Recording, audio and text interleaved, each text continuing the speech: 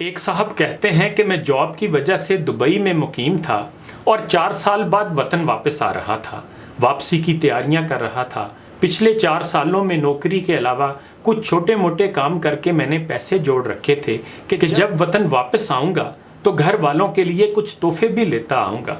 چھوٹے بھائی کو قیمتی موبائل رکھنے کا بہت شوق تھا، اس کے لیے آئی فون خرید لیا۔ چھوٹی بہن کچھ عرصے سے ٹیب کی فرمائش کر رہی تھی، اس کے لیے چھوٹا سا ٹیبلٹ لے لیا۔ دوسری بہنوں کے لیے خوبصورت سی گڑیا اور کپڑوں کے کچھ جوڑے خریدے۔ ابو کے لیے کچھ قیمتی پرفیوم لیے۔ لیکن جب امی کے لیے تحفہ خریدنے کی باری آئی تو میں سوچ میں پڑ گیا کہ امی کو کیا پسند ہے۔ کبھی امی کو مہنگے کپڑے پہنے نہیں دیکھا، گھڑی کا تو شوق ہی نہیں رکھتی۔ امی کو چوڑیوں، بالیوں اور انگوٹھی وغیرہ سے تو جیسے چڑ تھی۔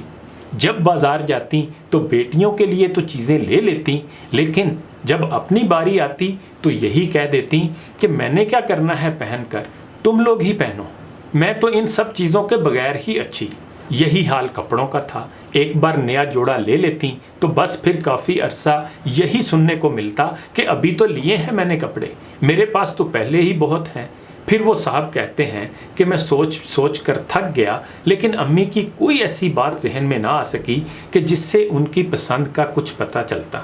میں ابھی اسی سوچ میں غرق تھا کہ امی کے لیے کیا لوں کہ گھر سے کال آ گئی۔ بہن نے فون کیا تھا، چھوٹتے ہی کہنے لگی کہ بھائی میرے لیے اچھا سا ٹیبلٹ لے آنا۔ میرے چہرے پر مسکراہٹ پھیل گئی، کیونکہ میں اچھی طرح جانتا تھا کہ میرے بہن بھائیوں کو کیا پسند ہے، لیکن میں انہیں سرپرائز دینا چاہتا تھا۔ لہذا بولا کہ ابھی تو پیکنگ چل رہی ہے، اگر وقت ملا تو دیکھوں گا اور کچھ نہ کچھ ضرور لاؤں گا۔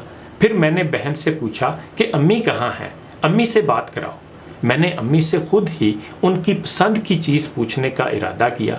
امی سے بات ہوئی، حال چال پوچھنے کے بعد میں نے پوچھا کہ آپ کے لیے دبئی سے کیا لاؤں، اپنی پسند کی کوئی چیز بتائیں۔ امی نے فوراً مٹھاس بھرے لہجے میں کہا کہ چھوڑو ان باتوں کو، یہ بتا کہ کب پہنچ رہا ہے میرا بچہ میرے پاس۔ میں امی کی پسند سننے کا منتظر تھا، نہ جانے کیوں یہ سن کر میری آنکھوں سے آنسو چھلک گئے۔ میں جان چکا تھا کہ امی کو کیا پسند ہے۔ ماں کو سب سے عزیز اولاد ہی ہوتی ہے، یہی اس کے لیے رب کا سب سے بڑا تحفہ ہے۔ ماں کی ہستی بے لوث محبت کا خوبصورت پیکر ہے۔ اللہ کے رسول صلی اللہ علیہ وآلہ وسلم نے اللہ تعالیٰ کی اپنے بندوں سے محبت سمجھانے کے لیے ماں کی محبت کو بطور مثال پیش کیا ہے۔ جن کی مائیں زندہ ہیں ان کی خدمت کر لیں، ماں کی خدمت کا راستہ سیدھا جنت کی طرف جاتا ہے۔ نبی کریم صلی اللہ علیہ وآلہ وسلم سے جب کسی صحابی نے یہ پوچھا کہ میرے حسن سلوک کا سب سے زیادہ حقدار کون ہے تو 3 مرتبہ یہی فرمایا، تمہاری ماں۔